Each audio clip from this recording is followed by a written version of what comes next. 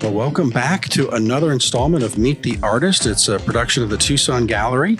We are down here in downtown Tucson at 300 East Congress Street. We're in the proper shops across from Hotel Congress. We're really close to the Rialto Theater, and we have about 35 featured artists in the gallery. And every now and then we get one of them to give up a few of their hours in an evening. They come in, meet their fans, and when they're here, we trick them into doing a podcast so we can preserve their oral history for posterity's sake. And tonight we have Rob Waters with us. So Rob, welcome to Meet the Artist. Gosh, thank you. Thanks very much. Good to be here. All right. Well, we are in downtown Tucson, and if you look at a lot of your work, it looks like you might spend some time in downtown Tucson yourself. I do. I try to get all over town, but downtown is a favorite spot. Yeah, when I first looked at your the work that you were doing, some of the things that stood out to me were like your doorways and your barrio photo images. So they're really just stunning. Well, thank you. Thanks so much. Yeah, you're welcome. I'm going to invite you on a podcast and insult you. Your brushstrokes are too heavy. It's right. This is not a critique. Thank goodness. Okay. Oh, huge fan. This is part of the reason why Tony Ray Dare and I opened the gallery is individually we don't have much talent, so collectively we can lean on the talent of our community and take some credit for sharing it with the world. Well, thanks for supporting local artists. I really appreciate it. We all do. Thank you. Well, we're happy to do it. Now, if I remember correctly, reading your bio, which is available on the Tucson Gallery's website, yes, you are not a native Tucsonan. That's right. You're California? California, Southern California, Ontario, California, outside of Los Angeles. Okay. I've been in the airport. Yes. That's about the extent of my Ontario pass through. There used to be a racetrack there too. It no longer exists, but were you a transplant then from Southern Cal? Did you lose a bet? Because most people don't leave Southern California, like San Diego and that area, to come here. Right. What got into me? I actually, I grew up in Southern Cal. I went to school in San Diego, undergraduate. I went to Art Center College of Design in Pasadena. And then I flew the coop. I moved to New York City. Okay. And that makes a little more sense then. Okay. Yeah. West Coast, East Coast, kind of explore the world. Right. So I've hopped around a few places. So it's been a fun experience. But what hopped you into Tucson? What was the? Okay. Well, let's see. So I did move. Okay. I was in New York. Was in graphic design. Uh-huh. I spent a lot of my life as a graphic designer. Okay. But I studied illustration in art school and decided I needed to make some money. So graphic design was a great transition for me. Yeah, I mean, I didn't realize that you had studied illustration in college. I knew you did graphic design, but I didn't realize you'd studied that. Right. No, yeah, I was there for a couple of years at Art Center. And it was a great experience. It was like graduate school. Art Center is a really intense program. They're known for their industrial design program, and they do a lot of turn out a lot of automotive designers that are top notch. Oh wow! And illustrators, and so the finest illustrators have gone through Art Center College of Design, and so I hope that would sort of osmose as I yeah, well, it feels like it osmosed. Did it osmose? I think it did. It still is. I still remember those days and the things that were learned and talked about, and okay, it's a good experience. Good experience. And so you're in New York. You're working. I mean, that's a great place to be if you're in design and illustration, and you're probably working for. Were you like one of those madmen? Were you working on Madison Avenue? Not quite. No, I actually worked at the Met Opera. I was at the Met Opera for about 7 years as a graphic designer. I worked in their merchandising department and did a lot of album jacket design and programs. Or I mean, like, what do I want to say? Like the program notes and the jacket and the all of the things that are surround them. For the opera? Yes, for the opera. Didn't know too much about opera when I took the job, but it was a great education again, and just being in Lincoln Center every day was pretty cool. Oh, I can only imagine. I mean, if you may I ask how old you were at this point in your life? Sure, but I won't tell you. Okay, No, that's perfect. Ask anything you want. I was how old? I was probably about 27. Oh my 26. gosh, 27 years Yes. old in New York, In working New in York Lincoln City. City. Oh my gosh, Exactly. That's like the dream if you're in design, right? Oh, I mean, you got to be surrounded by all these people that are just feeding off this the same energy. Yeah. It was a great place to live, and a hard place to live too. It was not as hard as now, but I wish I'd been able to sink my pocketbook into some real estate at that point. Yeah, should have, could have. But it was a good time. I tried to get back there once a year and just do theater and Okay.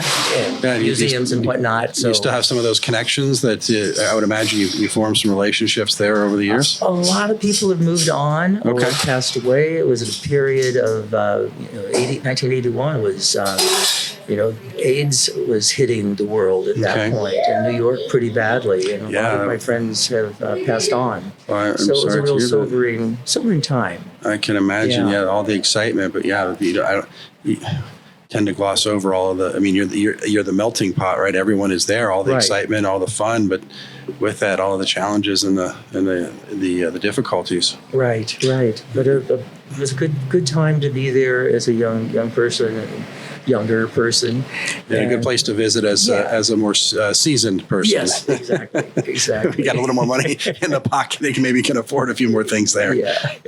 But what brought me here to Tucson, my partner got a position with Arizona Theater Company, and he ran Arizona Theater. Oh, right down here. Yep. Exactly. Oh, in Scott. Okay. Yep. So he ran Arizona Theater Company, managing director for 6 years. Okay. And so that brought me this direction, and I love Tucson. What time frame was this? This is 89 to 95. Okay. Yeah, and then moved to Chicago again, and during that time here in Tucson, I was doing graphic design and some illustration as well, but freelanced my time here. Then moved to Chicago again, doing graphic design and a variety of things. I wasn't painting like I am today. What got me into painting was my partner Robert got me a wonderful easel. We were living on the North Shore of Boston at that time. Wait, Boston? Yes, We're just in Chicago. I know. So there was a hiccup. Truth, are you like on the run? Is Rob Waters really your name? That seems like pretty coincidental for someone that dabbles with watercolor to Rob Waters. Yeah, exactly. It's a little too obvious, right? Yeah. It's a pseudonym. You actually, don't tell anybody my real name. Anyway, so you're in Boston and you get an easel from Robert. Yes, and so he says, "You've got to get back to painting," and I did, and I just have not turned back, and I've been enjoying painting a lot more, and showing and selling. That's always good. So yeah, it's been a good path, and I still do graphic design a little pro bono right now, but my painting and drawing, I have a variety of styles. Yeah, that was something I wanted to touch on because a lot of the artists that and everyone has a creative side that they delve into, but yours is a little bit harder to narrow down because you don't have just a medium. You like oil painting, you have watercolor, you do pencil, right? Right. Yeah, so you have all these different formats, and I know a lot of artists can, but they don't necessarily produce as prolifically as you do in all of these different areas. Thanks. Yeah, I tried to wear several different hats, and I get bored. So I have a variety of. I've mastered oil painting. It's time for something else. Is that? No, I don't think I can say I've mastered it. It's always a work in progress. But I feel like I've had some successes with oil painting, and that's been really good. It's been a good adventure. But I've always been drawing. I've drawn since I was a kid. But. And even in New York, when I was doing graphic design, I would draw at the Art Students League after work and work from a life model, and that's always been a part of my training and my love. I really enjoyed working from the model and working with a group of people, a group of artists that come together to draw from the figure. And that's always a great study. and good practice, good mileage to get. So yeah, I do have a lot of figure drawings. Well, I don't still show them on my website that much. In terms of my sketches, I do a lot of sketching on airplanes. I have what I call sky sketches, and I draw people on the airplanes. That should be a whole thing on your website. It is. Okay. It is. I have to go check that out. Sky sketches. Yeah, look under my sketchbook art. And it's fun. It's fun stuff. So I have that style, and I have the watercolors, colored figures that I do work from life models, and they're fun to do. A lot of fun. I was in reading some of the stuff that you have like on your website. I really appreciated your candor and your philosophy towards art, because you said something a lot of artists don't always admit, that sometimes they do things quickly. And I'm not saying they rush it, but you intentionally do not take, like you said, you're not laborious about your art. You like it to flow at a certain speed.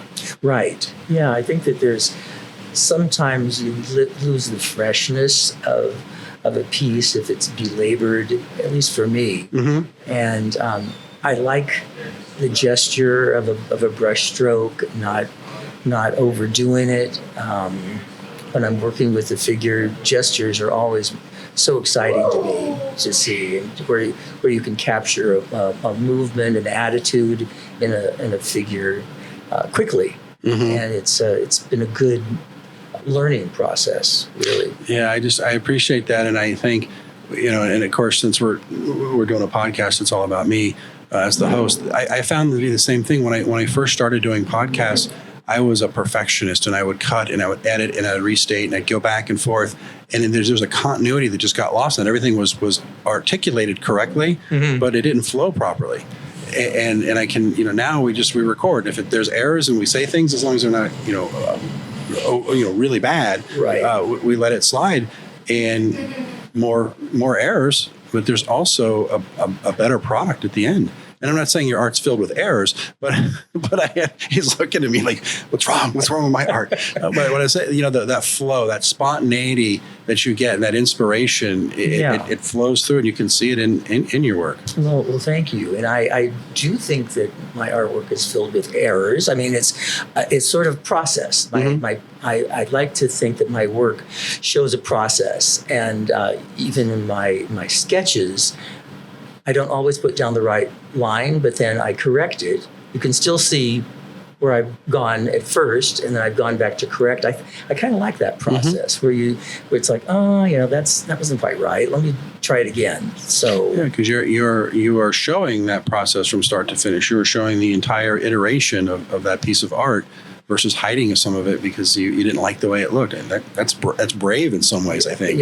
Yeah. Or stupid, I don't know. Either way, I mean, usually it's hard to tell between the two. Right, exactly. It's a fine line. One of the first pieces you brought into the gallery was Holy Week. And it was a picture of a barrio setting, a door, a lot of vegetation around it.